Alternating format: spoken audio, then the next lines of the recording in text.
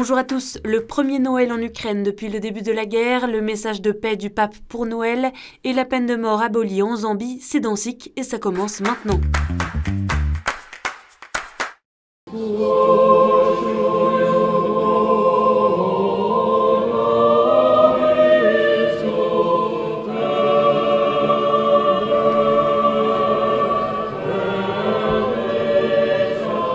Hier, les Ukrainiens ont célébré Noël. Pour la première fois, une partie des chrétiens orthodoxes d'Ukraine a fêté Noël le 25 décembre à la place du 7 janvier, conformément au calendrier retenu par le patriarcat de Moscou. En octobre dernier, l'Église orthodoxe autocéphale en Ukraine avait permis à chacune de ses paroisses de choisir entre les deux dates. Cette décision marque une rupture avec Moscou, près de 10 mois après le début de la guerre.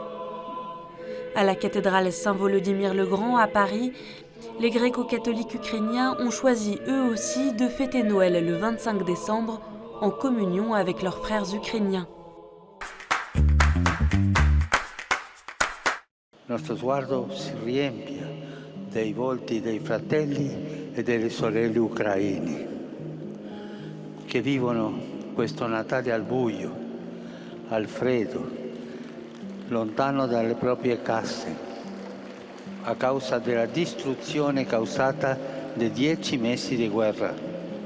Dans son traditionnel message de Noël le 25 décembre place Saint-Pierre, le pape François a une nouvelle fois demandé la fin immédiate de la guerre en Ukraine. Il a aussi lancé un appel à la paix dans le monde et prié pour que les effusions de sang cessent en Birmanie et en Iran. Il nostro tempo sta vivendo una grave carestia di pace, anche in altre regioni, in altri teatri di questa terza guerra mondiale. Il a également appelé à la solidarité envers ceux qui souffrent et à éclairer l'esprit de ceux qui ont le pouvoir de faire taire les armes. Il a dénoncé l'attachement au pouvoir et à l'argent, l'orgueil et l'hypocrisie qui dirigent le monde et empêchent la paix.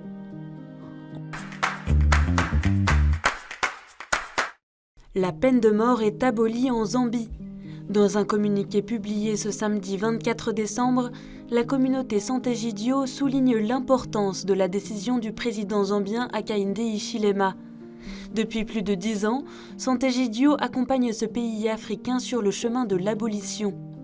En 2011 et 2018, la communauté avait rencontré plusieurs représentants de l'État dans le cadre de leur campagne de lutte contre la peine de mort. Sant'Egidio indique que cette décision est une étape importante pour que l'Afrique devienne le deuxième continent sans peine capitale.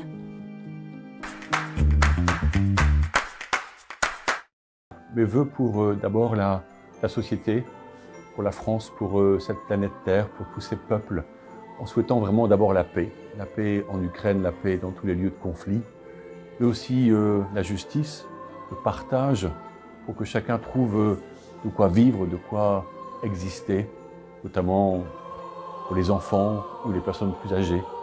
Noël, c'est l'occasion de s'ouvrir un peu au monde, et en particulier de s'ouvrir à ceux qui sont les plus démunis, les plus pauvres, et qui cherchent le bonheur. On pourrait se dire, tiens, cette fête de Noël, c'est le privilège des chrétiens. Non, non, les chrétiens que nous sommes portent une responsabilité, c'est d'annoncer que tout homme, que toute femme, quel que soit son état de vie, est précieuse aux yeux de Dieu. Je vous souhaite de savoir regarder les innombrables gestes de bienveillance, les innombrables paroles de réconciliation, les délicatesses, les tendresses à l'œuvre partout, y compris dans les pays en guerre, pour ne pas désespérer de cette naissance. Il faut développer la dimension de la gratuité et de l'émerveillement. N'hésitez pas à visiter nos églises, vos paroisses, vos chapelles. Arrêtez-vous un instant devant la crèche et contemplez cet enfant, la beauté de cet enfant, l'espérance, l'avenir que cet enfant apporte à notre humanité, à notre Église et à nos vies. Chers diocésains, vraiment que cette fête de Noël, malgré toutes les difficultés que nous connaissons, soit une fête d'espérance et de joie profonde. Alors je souhaite à chacun et chacune d'entre vous, et dites-le autour de vous, un joyeux Noël. Joyeux Noël, bon Nadal à tous. Bonne fête, vraiment. Aussi, je vous souhaite vraiment du fond du cœur une belle année pour vous, vos proches et vos familles.